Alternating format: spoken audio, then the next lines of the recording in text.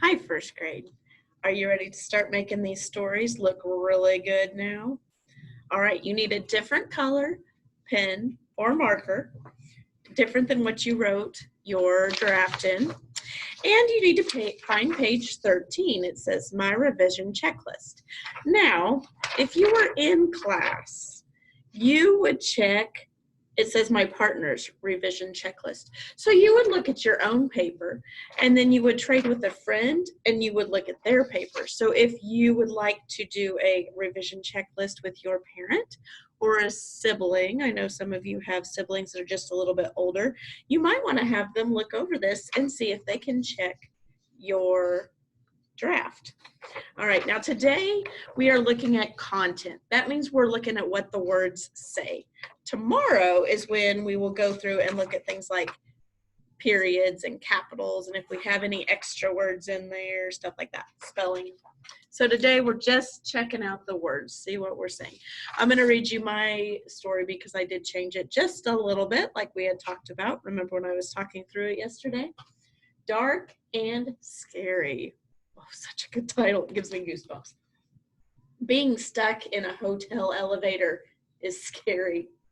I was one summer vacation in Colorado. It was crowded. My sister was screaming, "Ah!" I didn't have a parent to hold me. Yikes!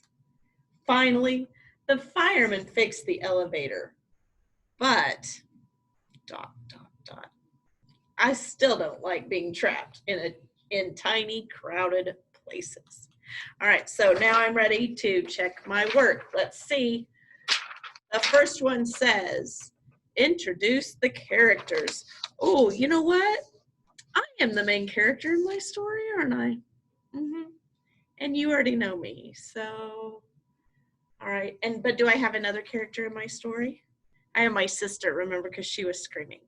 All right, so if you have somebody else in your story, then you can check. Yes, I could have talked about my whole family. I might have done that differently. If I want to go in here, I was one summer vacation with my family. I could put that in there. With my family. That way you know the characters in my story, even though me and my sister were really the only two that actually did anything. Identify the setting. Did I tell you where I was? I was in an elevator I haven't told you what state. I was in Colorado, wasn't I? All right, so make sure you tell the reader where you are. Did I use a transition word in there? Check it out, check it out. Remember I added that one last week. Finally, yes I did. Did I put an ellipse in there? ... But I still don't like those, do I? Did I add a sound effect? Ah! And did I add a word with all caps? Now I have this word, my sound effect word, onomatopoeia. I just love that word so much. It's such a fun word. But they call them sound effect words. And yikes, so I actually have two of those in there, don't I? All right, so take a look at that. If you missed one, now is the perfect time, just like I went in here and added some characters to mine with my family.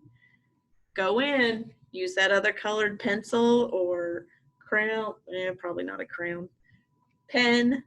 Pens are really good. I write with a pencil sometimes and then edit mine with a pen. That way I can see what changes I might make. All right, so I really only had to make one change. I had to introduce my characters a little bit better, but maybe you forgot to put one of those things in there before, because we learned the transition, the ellipses, the sound effects, and the all caps. We learned those back to back to back to back.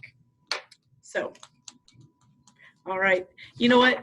I want to see when you take your picture. Can you do that for me? Take your picture so I can see what you added and your checklist. And if you had a grown-up do your checklist, maybe a parent do that with you, will you have them check down there and write their name over here by the pencil so that I know either mom checked it or a sister checked it or whoever read your story with you. Good luck, first grade.